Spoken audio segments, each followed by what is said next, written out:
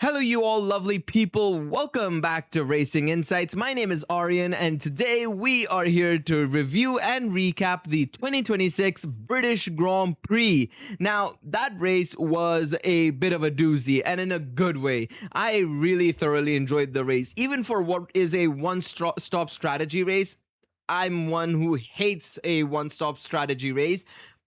It was still good. It was still good because everybody was pitting on different laps. You had different strategies, different stint lengths. There was action all around the circuit. There were multiple storylines going all around the circuit as well. And so it was, bound to be a good race. Like I say, the British Grand Prix always delivers. It's always a banger in some way, shape, or form, be it due to weather or on track action. There's always something in store for us. And that's exactly what we got yesterday at the British Grand Prix. Now, first and foremost, I want to say that we will be doing a driver ratings and team ratings video tomorrow. So if you have any topics that I haven't discussed in today's video that you want me to address, leave it in the comment section down below. I will get to it and I will respond to those questions and discussions as well. I would appreciate it if you guys did that as well. I'll get some more things to talk about that maybe I've completely forgotten from the race, but I do have some talking points that I wanted to talk about in this video. And so the first talking point I want to talk about, of course, is Charles Leclerc is back on top. Yes, F1 puts it right for me. 624 days since his last win in Formula One, following a rough 3 or 4 weeks that he's had. It's been great seeing him back on the top step. I obviously made that video talking about what happened to him, discussing exactly what's wrong with him. You had two sides of the fandom saying, different things about his performance. Some defending him, saying it's all on Ferrari. The other side saying it's all on Leclerc and he needs to improve. When his teammate is doing so well, he's the one who needs to improve. And I always felt it was a bit of both. It's a give and take kind of relationship when it comes to a Formula One team. As a driver, you're always going to take what they give you, but you also have to give them the feedback and the response to be able to work with them to get the car that you want to take in the right place, right? So I always felt like it was a bit of both. And obviously that's exactly what happened this week. He was able to get a better idea on what he wants from the team. The team on Saturday, following the sprint race, was able to get it set up for him, going in the direction he wants. And look at what happened, right? Second in qualifying, first in the race. Really well done job by Charles. Probably wasn't going to win come the end of it all, but at least he was able to, keep that position, and he would have gotten second at worst, which is obviously awesome to see considering he hadn't been on the podium since Japan. Now, let's go over the race results first and foremost and talk about everything that happened afterwards.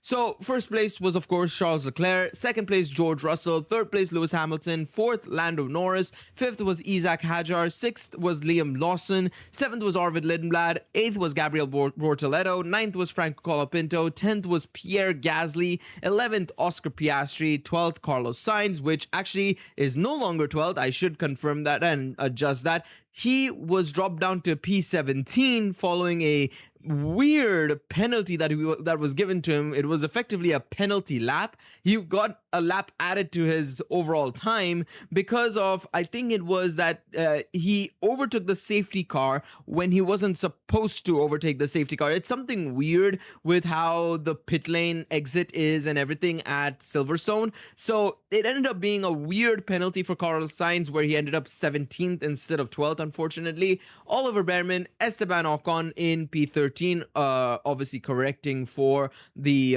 race results. P14 was then Sergio Perez, P15 was Kimi Antonelli, P16 was Valtteri Bottas, 17th was, of course, Carlos Sainz, and 18th and 19th was Alonso and Lance Stroll, with Max Verstappen rounding off the classified runners in 20th. But he did have a big incident at the end of the race, which we'll come on to in just a moment. The DNFers was Alexander Albon and Nico Hulkenberg. Albon, I think, was at the start of the race, he collided with Behrman. It completely derailed his race. He then had to just run around, do some testing, and then Williams brought him into the box to retire to save parts, I'd imagine. And Hulkenberg had a gearbox issue, so unfortunately for him, just didn't really go his way, whereas his teammate was able to perform exceptionally well, of course, right? Now, let's go over the main topics I want to talk about, right? And so, first and foremost, let's talk about Mercedes' entire race, which looked to have just been derailed ever since George Russell got that slow puncture. Now, with George Russell, right?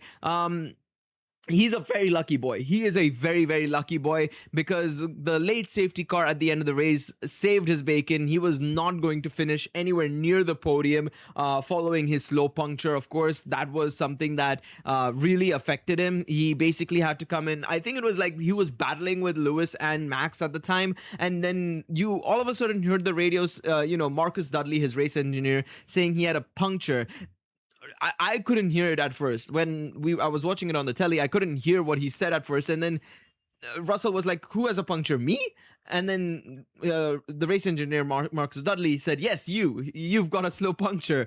And yeah, he had to unfortunately come in. He tried going for one lap longer just to see if it was, losing pressure or not. But then Mercedes made the call saying, you got to drop it. You got to come in the pits. It's not happening. The puncture is going to get worse. And so he had to come into the pits. He fell behind the likes of Norris, Verstappen, already behind Verstappen. He was battling with him, but he fell further behind. He fell behind Isaac Hadjar, I think it was as well.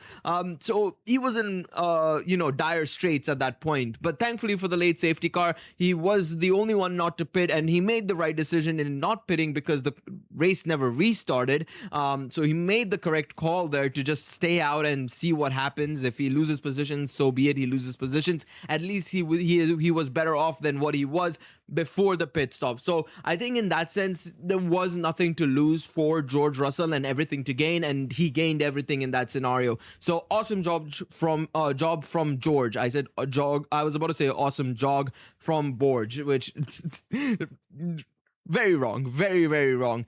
Kimi, on the other hand, just had a torrid end to the race. Torrid end to the race. So what happened to Kimi Antonelli, if you guys weren't aware and you're still trying to figure out exactly what broke off? It looks to be a small brake duct, effectively. And what that brake duct did was basically it is a sort of covering or a fairing over your brakes. Now, that thing just snapped off at the end of cops, and effectively because of the vibrations, it must have just knocked off and it got stuck and lodged into the suspension. They didn't notice it when they came into the pits for the first time to just check what had happened. They thought it was something with the front wing.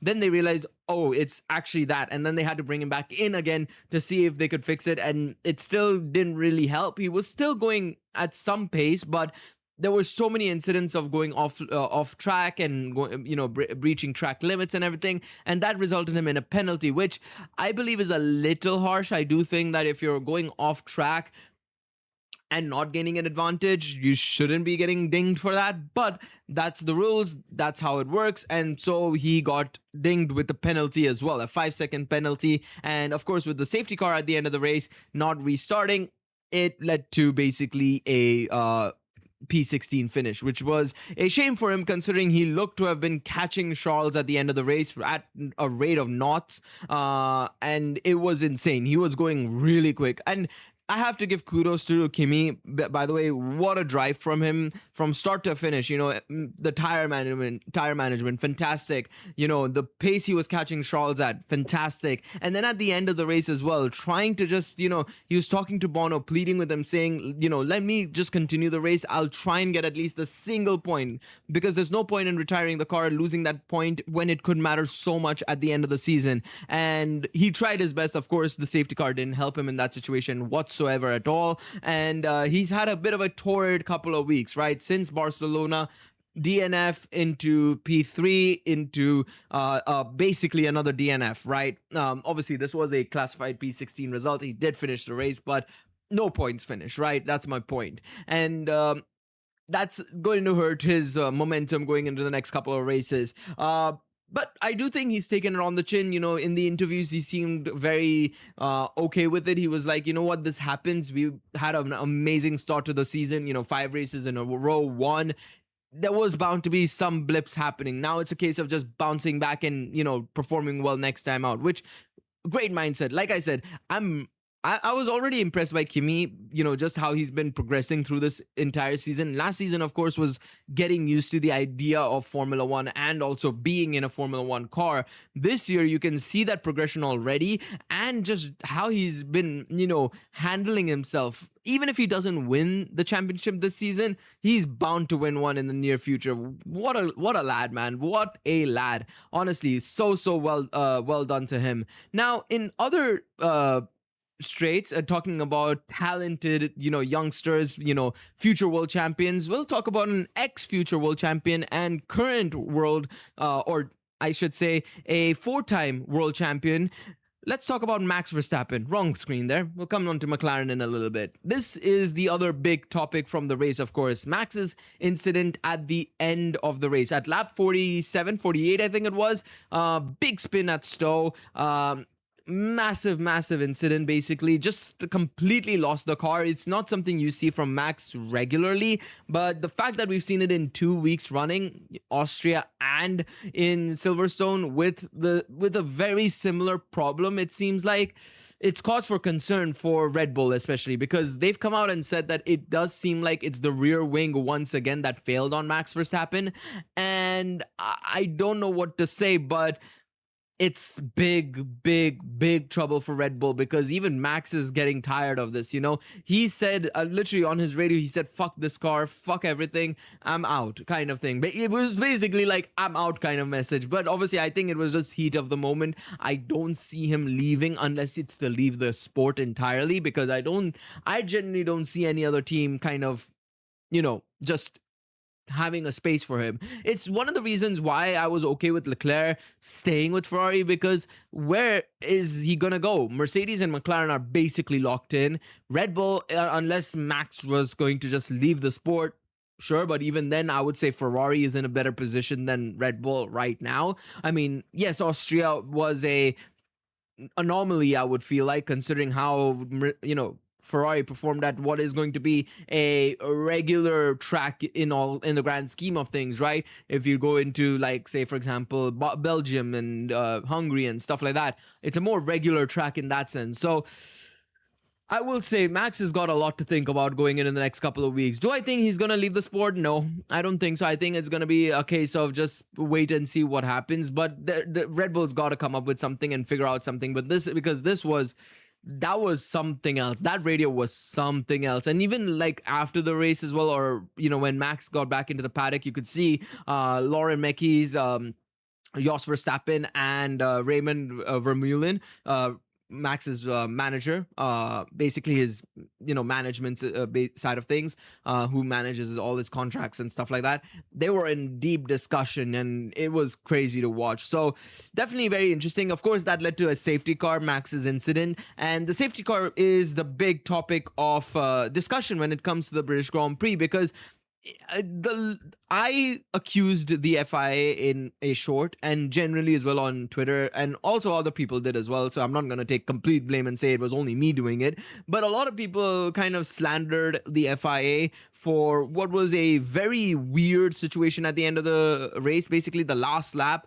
we were told that it was going to restart, the race was going to restart, and we're going to have basically a one lap shootout, but then they changed it back because we all of a sudden saw just Bernd Mailander taking the safety car not into the pits, basically, and that was a bit weird. They basically then said that it was a software glitch, and that the rules state that was not supposed to restart anyways, so they had to make the right decision in that situation. I think software glitch is a little bit of a stretch. I think somebody might have by mistakenly pressed that button, so it might have still been human error on that front, but at least they were honest and open, and there was a statement that said basically, we didn't mean to obviously lead people into the wrong direction when it came to how the race was going to restart, so we are going to explain it that we were hoping that we were going to let the lap cars overtake the safety car on lap 50, and then in lap 51 they would be able to do it. But unfortunately, they only were able to do the lap safety cars on lap 51, or I think it was, there was plus or minus one lap. Basically, the idea was that they were hoping to basically get the race going on lap 52, but because they had left it to a lap late, or just Charles had crossed the line and they had then done it, it basically caused them to not have that lap that they were hoping for at the end of the race. They were waiting for a lap 53 that didn't exist. Basically, it doesn't exist. So fair enough. At least the FIA were open about it. It's one of those things that it's a one in a million years you see that happening. And I hope we see it more, to be honest, because like I said in my short, I think the FIA hasn't been the same since Charlie Whiting passed away in 2016, I think it was, unfortunately, or 2017, I can't remember right now, and it just hasn't been the same, unfortunately, since then. It's been quite up and down when it comes to the FIA. They tried bringing in the likes of Niels Wittich, Eduardo Freitas, and so on and so forth.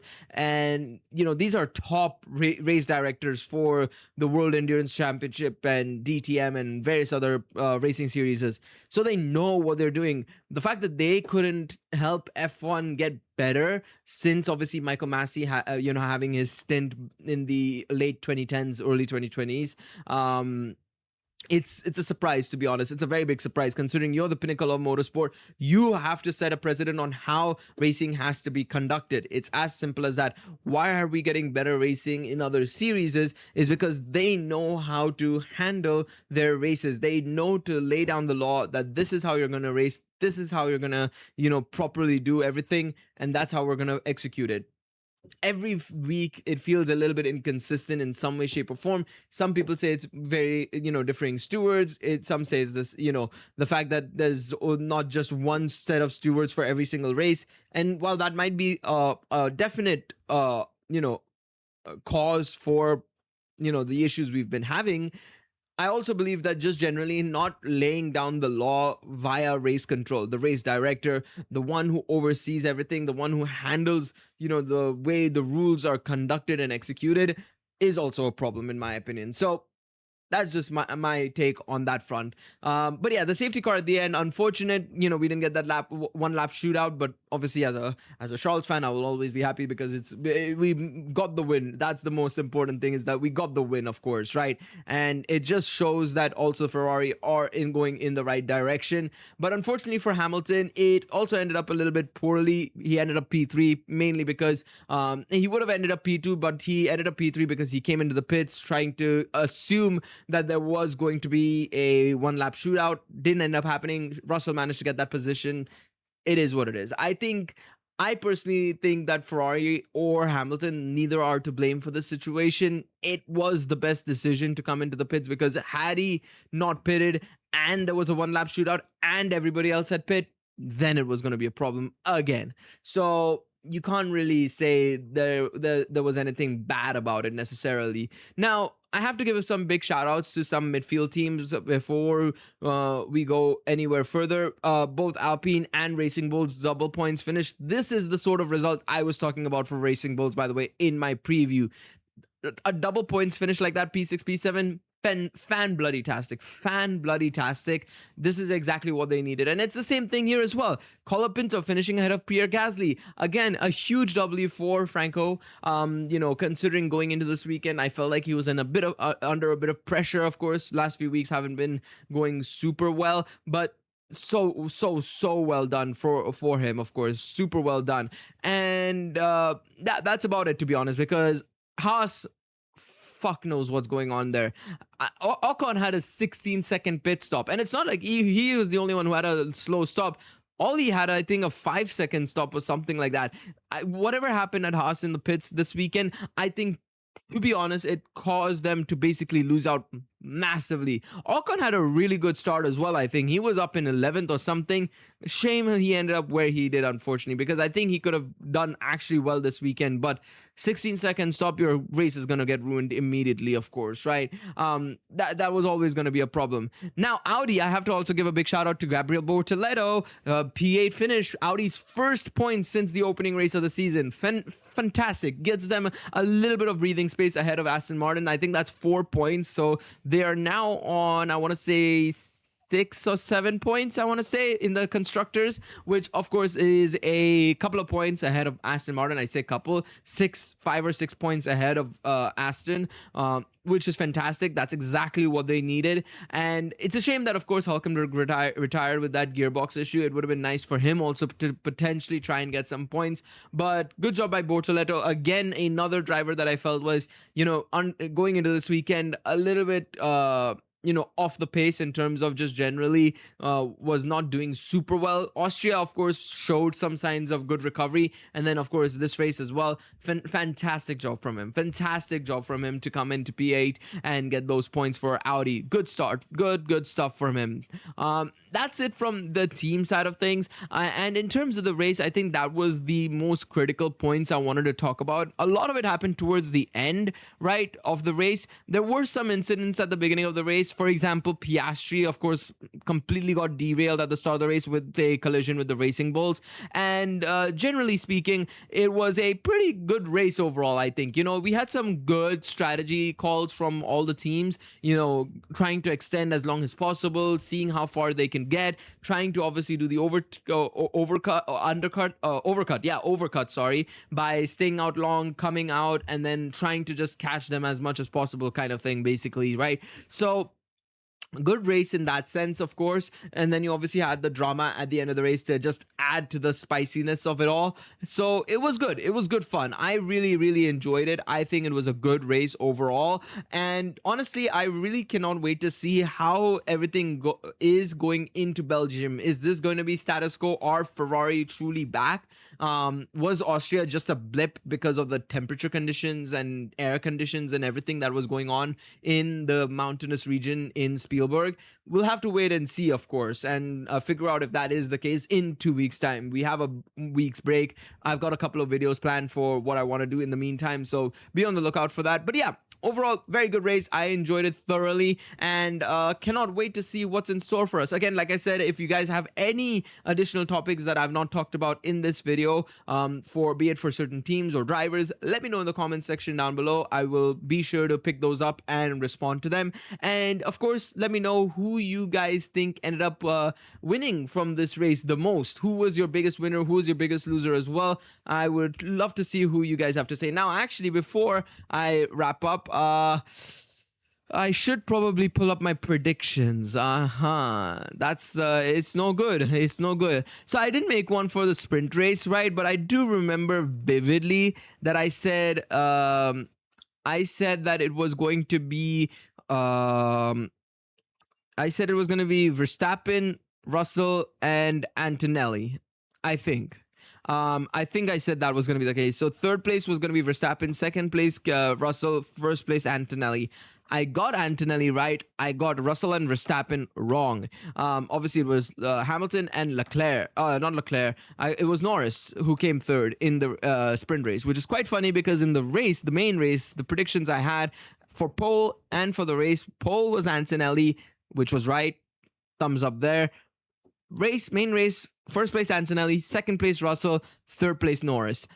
Got that wrong. Second place was obviously Russell, that I did get right, but Norris was nowhere near close. Well, I say nowhere near close. He was P4, so fair enough in that sense. But before the safety car and before Verstappen decided to dump it at the Lando stand, he was going to be nowhere pretty much. It was P5, I think, or P6, something like that. And on the other side of the coin with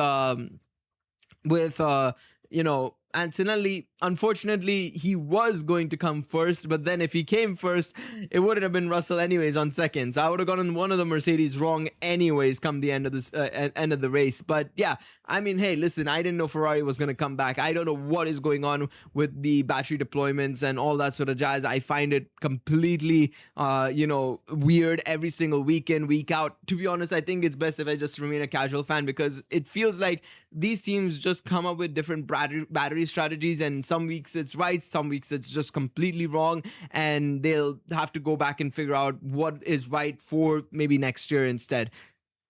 Honestly, it feels like this season is just like a teaser for what we're gonna get next year more so. Every single time we come out of a weekend, it feels that way. But yeah, let me know what you guys think in the comment section down below. How did you guys feel about the race? Did you guys like it, dislike it? Who did you think won most? Who did you think lost the most as well? I'm curious to see what you guys have to say in the comment section down below. Thank you guys so much for watching. I'll see you guys next time. Take it easy, everybody. Bye bye.